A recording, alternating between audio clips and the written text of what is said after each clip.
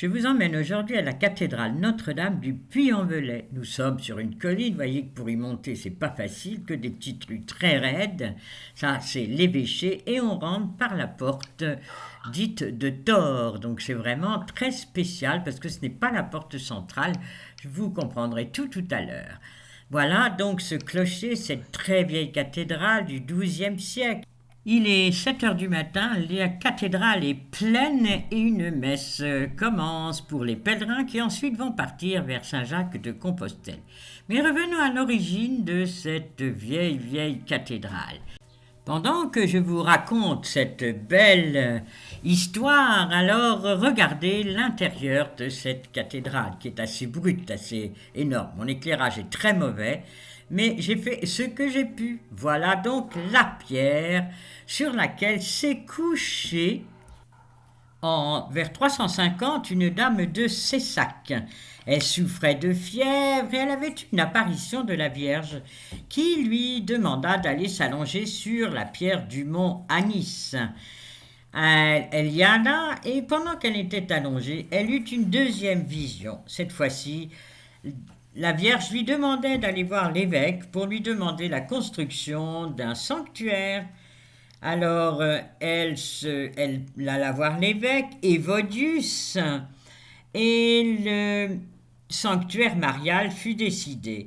L'évêque alla à Rome demander la permission, et chose curieuse, lorsqu'il revint voir la fameuse pierre miraculeuse, un cerf a dessiné sur la neige, car c'était rempli de neige, c'était l'hiver, les principaux sites mariaux de la Gaule. Nous sommes vers 350, c'est pas hier. Et c'est un peu plus tard l'évêque Scutarius qui décida la construction du premier sanctuaire. C'est l'origine, mais il a été ensuite bien agrandi par les siècles. Ce qu'il y a d'original, c'est que la pierre, là où se trouve la pierre actuellement, cette pierre est sur le rocher. Mais tout le reste de la cathédrale est dans le vide. Donc vraiment des constructions très extraordinaires, vous allez le voir. Regardons maintenant l'ensemble de la cathédrale. C'est une cathédrale romane érigée au XIIe siècle au-dessus de l'ancienne basilique gallo-romaine. C'est la roman très brute et comme nous sommes sur des rochers, quelquefois sur le vide, c'est très massif. Voilà, la Vierge ici, c'est du XVIIIe siècle en bois peint. Puis là, vous avez au fond la très fameuse Vierge noire du Puy, qui est une Vierge miraculeuse en ébène de 71 cm. Et donc, elle est vénérée comme la protectrice du Puy. L'autel est 18e en marbre blanc sculpté, l'Annonciation, puis les anges de chaque côté qui sont ravissants, qui sont vraiment du XVIIIe siècle, et voilà la Vierge noire que l'on habille, car elle a été abîmée pendant la Révolution. Au-dessus, le pélican qui abrite l'église sous son aile.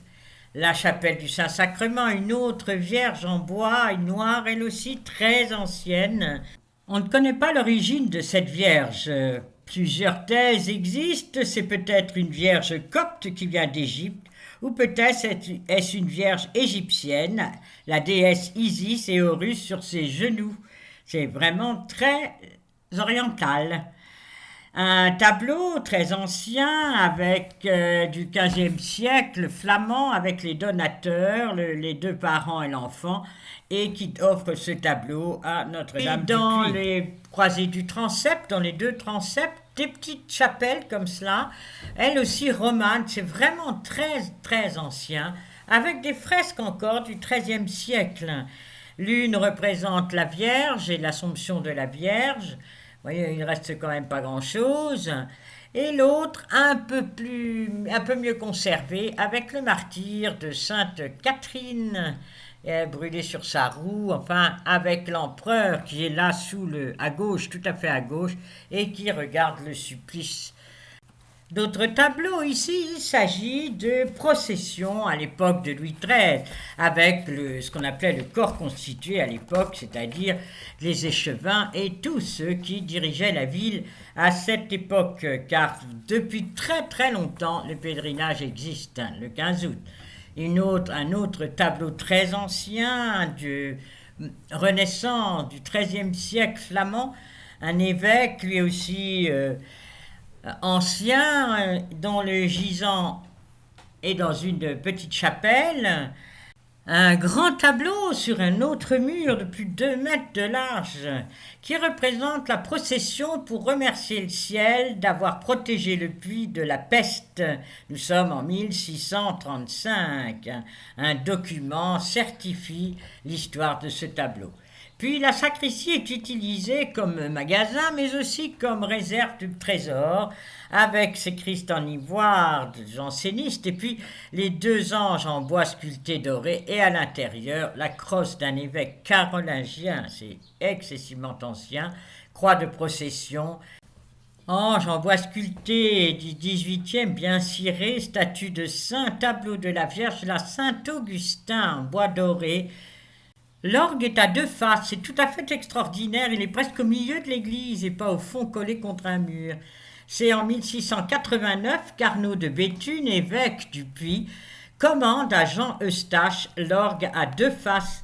Le menuisier Gabriel Alignon, les sculpteurs sont Pierre Vanneau et François Thiermann. Une merveille. Revenons à ce matin-là, après la messe, le prêtre bénit les pèlerins, une bénédiction bien spéciale.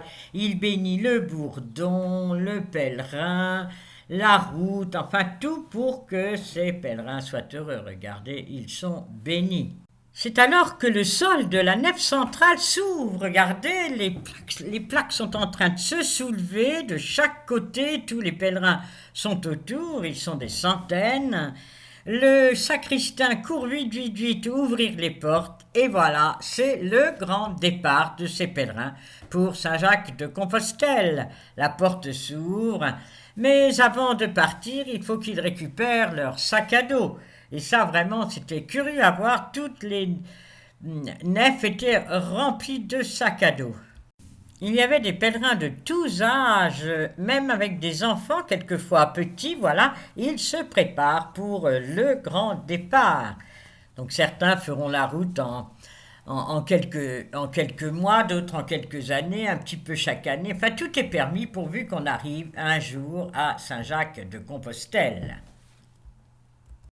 Après la messe, la bénédiction des pèlerins, la prière à Saint-Jacques, avant de descendre cet escalier à partir du centre de la nef de la cathédrale, on offrait à chaque pèlerin une médaille avec d'un côté la Vierge du Puy, protectrice des pèlerins, et de l'autre la coquille Saint-Jacques. Et voilà, ils prennent le chemin vers Saint-Jacques. Par une chance, c'était encore au mois d'août et la décoration de la procession était encore là et c'était très très joli. Cette procession remonte à la nuit des temps, mais elle existe toujours et elle dure toujours. Je vous souhaite en cette année jubilaire d'aller à Saint-Jacques-de-Compostelle en partant du Puy. Ça, c'est vraiment très important. Ça fait 1365 kilomètres. Mais bon, nous sommes tous des pèlerins d'espérance. À très bientôt. Au revoir pour une autre visite.